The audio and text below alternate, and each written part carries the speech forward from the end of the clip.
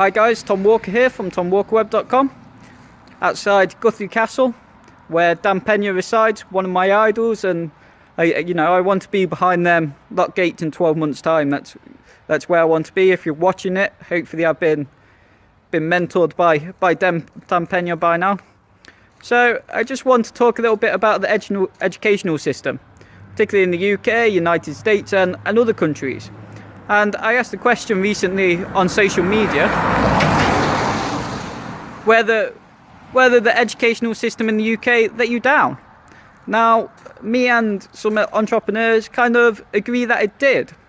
Now, I'm a big fan of Robert Kiyosaki, who I'm sure most of you have heard from the book Rich Dad, Poor Dad.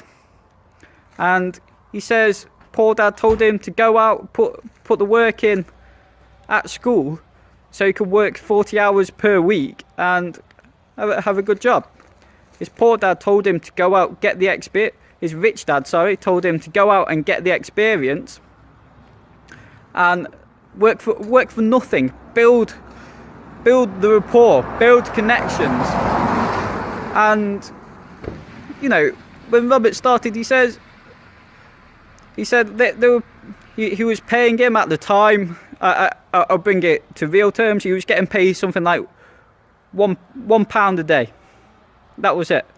And his poor dad was, when he went home, his real dad, his poor dad, he really didn't like that. He thought his rich dad was kind of taking the mick and kind of taking the piss out of them, making them work for next to nothing. And in actual fact, what happened is, Robert got fed up a couple of months down the line, a couple of weeks, or I think he says it was about a month to 6 weeks. He says he went into the office and said, "I quit." And Rich Dad turned around and went, "I've been waiting for this day. This is the exact emotion I am looking for." And Robert kind of went, what is this? His poor dad kind of told him he was taking the mick. So what happened was, okay, so now I'm going to cut all the money out. And Robert, as a youngster, was like, wow, what's going on here? And his rich dad didn't tell him. He said, okay, you'll work for free. So they're working for free, building up their relations. And cutting a long story short here, obviously I want you to pick up the book. I want you to read that, pick up the audio book. It's a really inspiring story, and I think you should. And he goes, it's about using your brain. How much are you valued? And the rich dad turned around and goes, okay, a couple of months down the line after working for free, I'll give you £10 an hour. No? Okay. £20 an hour. No? £30 an hour. Now at this time you can imagine £30 an hour as a youngster, you'll be earning quite a lot. Even in today's market, as an adult, you'll be earning a lot more than most of the people in the UK. So what did they do? Now Robert says how much he wanted to snap his hand off. As I'm pretty sure we all have that little motion. But he thought, no, let's not. Let's see where he's going. He kind of thought, surely there's a catch. Surely he's not going to offer this money. And he says, at the end, once he made all the offers, he congratulated the pair of them. He congratulated Robert and his work colleague. And he says, oh, good, I'm glad, because you've valued yourself more than money. So I'm going to continue not paying you. Now, I went back to the poor dad and told him this. And his poor dad kicked off. His poor dad really didn't like that. He thought the rich dad was kind of taking the mick already. And now after saying that, he thought that even more. So after a couple of months, rich dad pulled Robert into his office.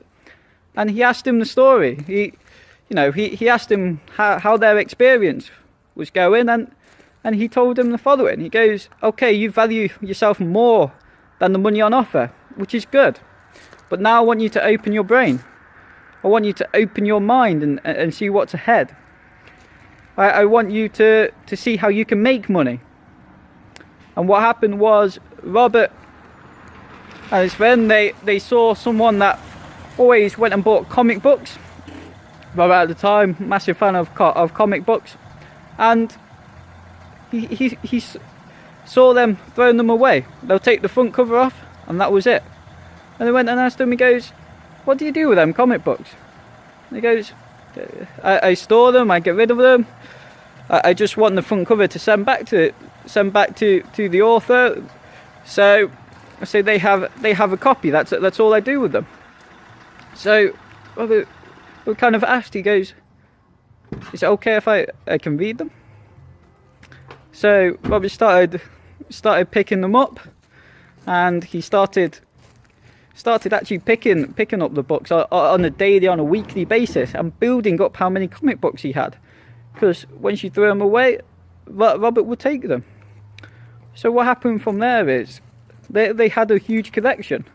Now they had an empty room in the basement which wasn't being used, and they decided to store all the comic books down there.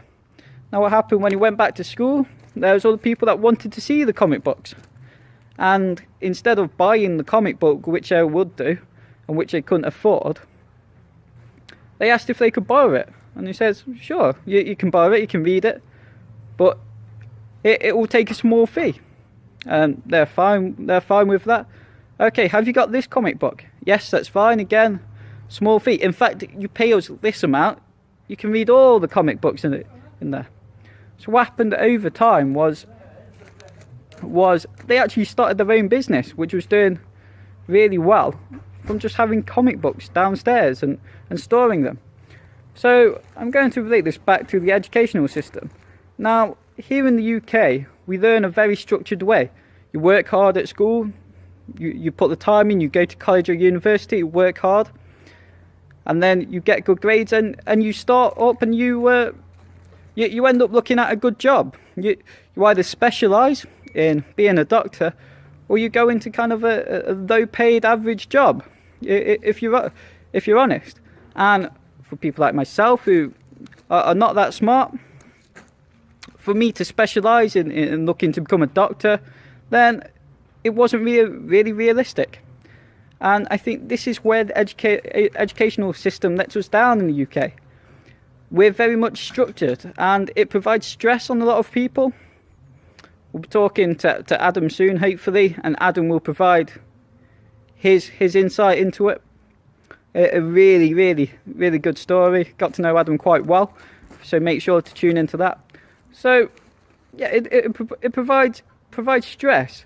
I was reading some figures the other day about university, and it says 1 in 4 people would suffer from anxiety or depression whilst at university.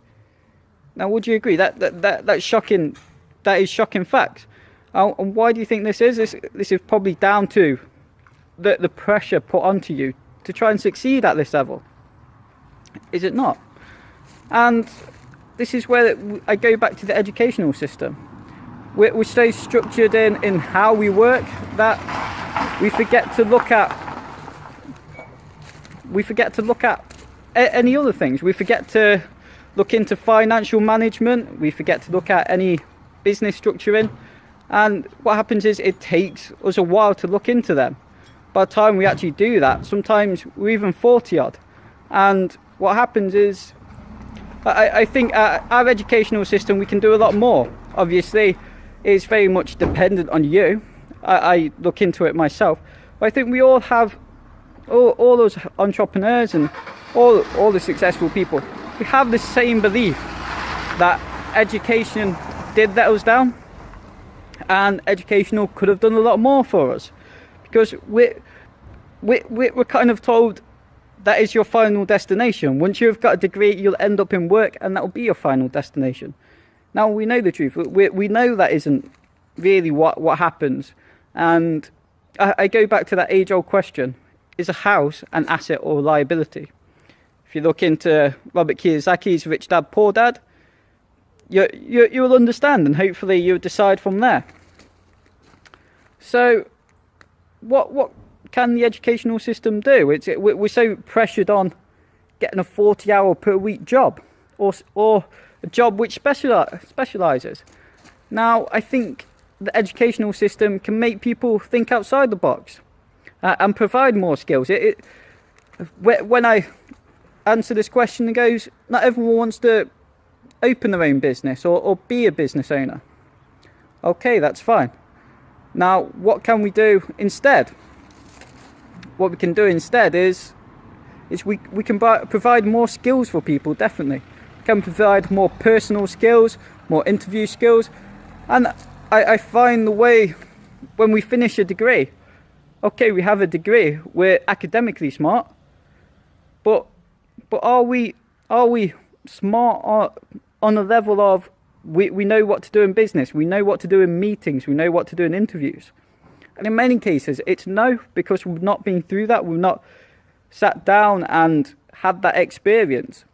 And I think in many cases, I think business owners and schools should be able to combine and provide them skills, provide a little bit of experience, provide that knowledge. And this is where I'm going forward. So every time we've got to strive for success. We've got to strive to move forward. And if you're not, what are you doing? You think you're staying still? No, of course you're not. You're going backwards. If the whole world's moving forwards and you're staying still, you're going backwards. You're not in the place you were before. I go back to Steve Jobs. When he left Apple very successful, Apple then approached Steve Jobs to get him back to work for them. Steve Jobs went back, and when he went back, he found it changed. The environment changed. And when Steve Jobs went back, he actually got fired. He actually got fired from Apple. And in hindsight, Steve Jobs says that was the best thing which ever happened to him. And you ask why? Because he stopped doing anything. He stopped going forward. He stood still. And I say he stood still. He actually found he went backwards. He found the market went ahead of him. They jumped in front of him. So I just think you've got to take, obviously, personal belief. You've got to take personal, you've got to look at yourself and to strive forward. If you're listening to these videos, well done. I salute you, and I hope to see you all soon. Hope you like the content so far. I'll see you soon. Tom here from TomWalkerWeb.com, and I'll see you all soon. Thank you.